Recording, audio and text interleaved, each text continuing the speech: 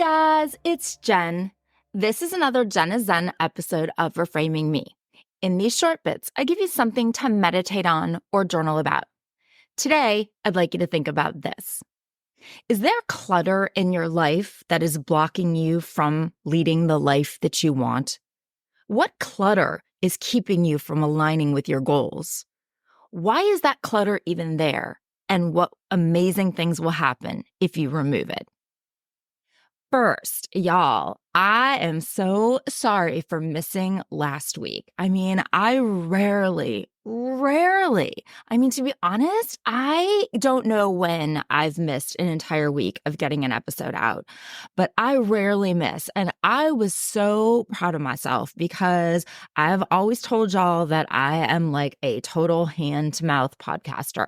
I do not have a back stock of episodes. Like if you listen the day that an episode drops, you can pretty much know that was me like today, maybe like the day before. I am basically like a live broadcast on a time delay. But I was so proud of myself because we went to Italy for a vacation a couple of weeks ago. And before we left, I actually made not one, but two.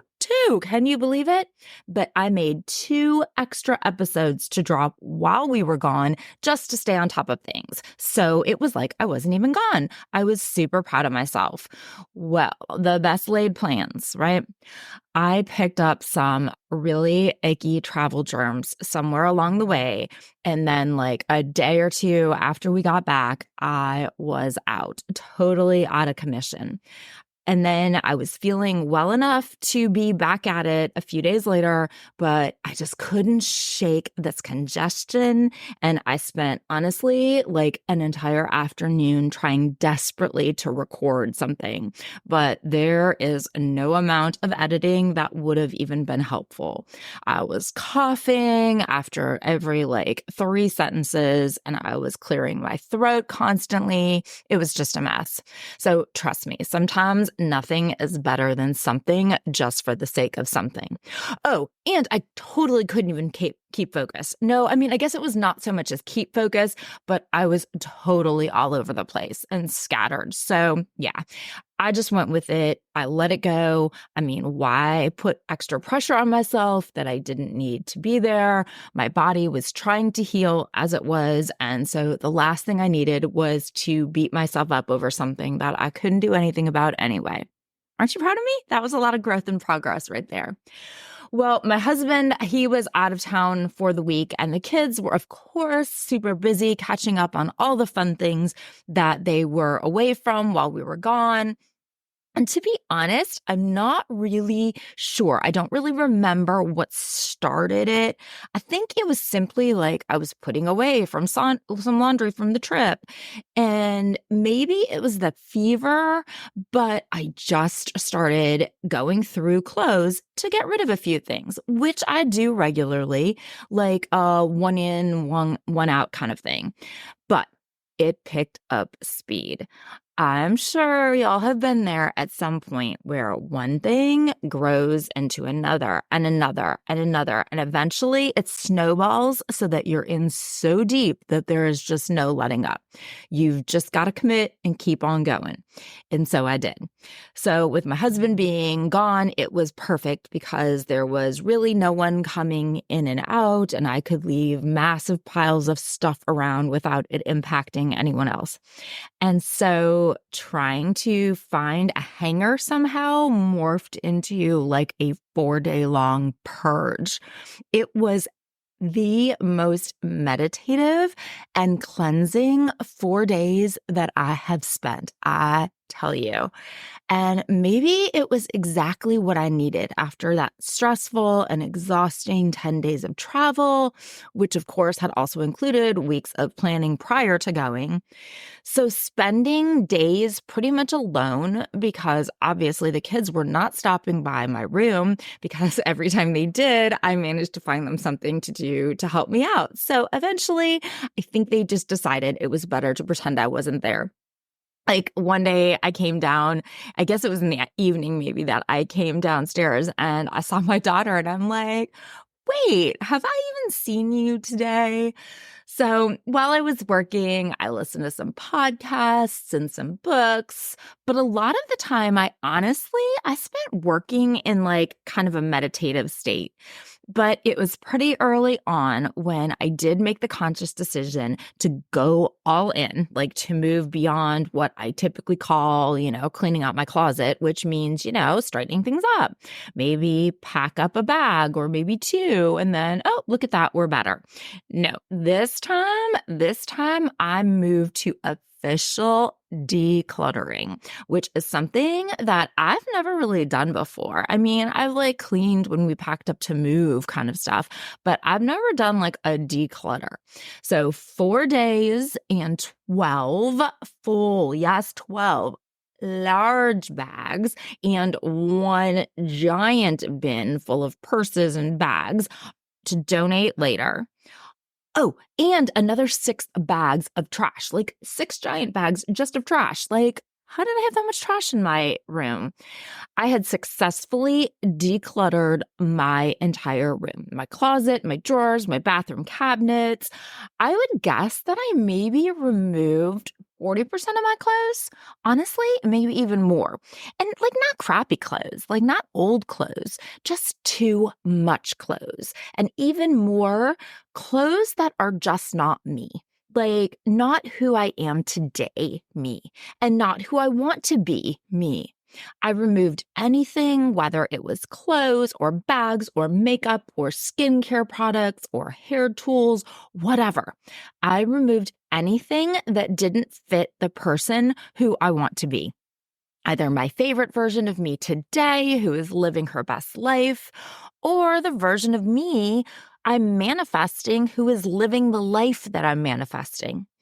So many items that I put in those bags were things that I couldn't bring myself to get rid of because they were part of that life, that old life that I led, like the former life, the former version of me.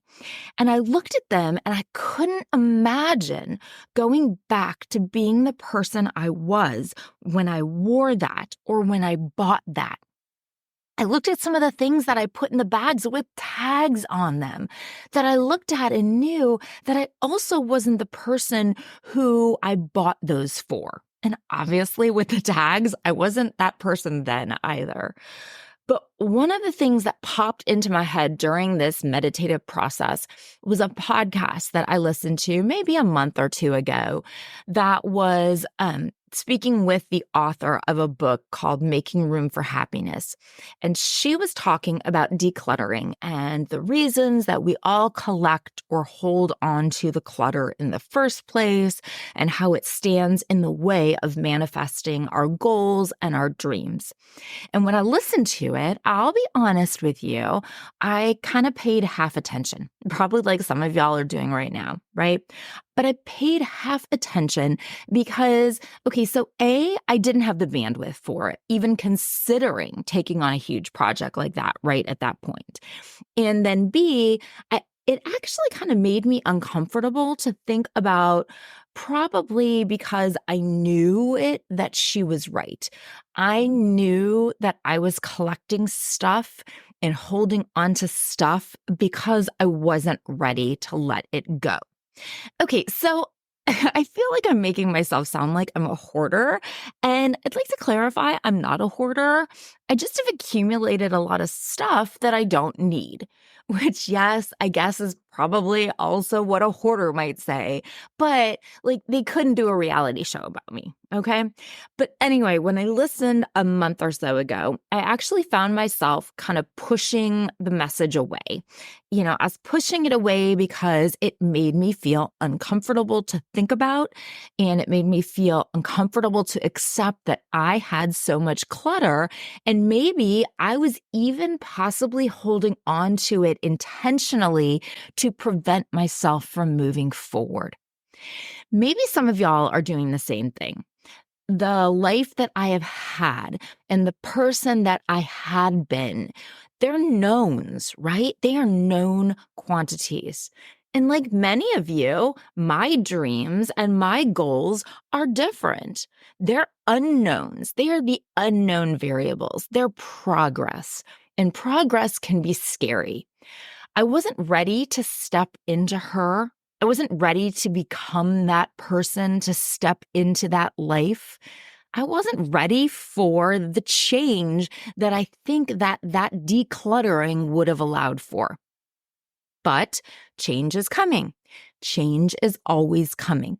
And I can let it happen to me, or I can manifest the life that I want. And so I'm going to go with the latter. I'm going to manifest the life that I want. So why? Why does clutter block the abundance that we want to receive into our life? Why does it prevent us from reaching our goals and attaining our dreams? Clutter itself, clutter is chaos. It's chaos in our homes or in our bags or our cars or our relationships. Clutter is chaos. And it's funny when I say that because I just realized that I actually decluttered my purse like the day after we got back, completely independently of this week's decluttering spree. I had brought a small purse on vacation, and when I unpacked and I went back to my normal giant bag, I cleaned it all out and I realized how easily I had survived for 10 full days with only the few things in my purse, being totally away from home. And yet here I get into the car and I drive to Starbucks and I carry a damn suitcase with me. It's like I didn't really consider it at that point, but carrying a giant bag is still kind of holding on to an old life. Like when the kids were small and I needed to carry a bazillion different things from, diapers and wipes to snacks and drinks and toys and whatever else I had. Yes, at that point, a giant cluttered bag was perfect. Or when I was out working all day and I needed notebooks and planners and stacks and drinks, again, giant cluttered bag was ideal. But now I feel like I just carry stuff to carry stuff. Sure, I love the look of my giant bag, of course. And sometimes I like to stick my Stanley in it, so that it can spill and get it all wet. And then I have to empty it and dry everything off. But just every day, like going here or there, being back at my house like an hour or two later, do I really need to look like I'm boarding a plane to Denver? So we keep ourselves blocked, not only with the clutter in our closets or our drawers, but in our bags and in our cars. But let's not forget our relationships too, right? Maybe you have clutter in your relationships. Maybe there are people who are just taking up space and sucking energy, who they are chaos in your life. I feel like I decluttered relationships back during COVID, and probably a lot of y'all did that then too. But I did this recently with a friend who, honestly, it was a strange situation, like being cut out by someone kind of by proxy, like I was collateral damage. I think I was the friend who came with the friend, if that makes sense. Like I was the B friend. And so C cut out A friend, which took me, B, out as well, despite my not even having been involved in the situation, if that makes sense. But my response to A friend was basically, this is such a blessing. Even at the time, I'm like, this is good. This is good. I have been thinking about the toxicity that C friend made me feel and essentially the chaos that C brought into my thoughts. And I just didn't know how to extract myself from the friendship. And I can honestly tell you that felt so good. Like I feel like removing that clutter relationship just opened me up and allowed me to feel more aligned with my favorite version of me, living the life that I want to live.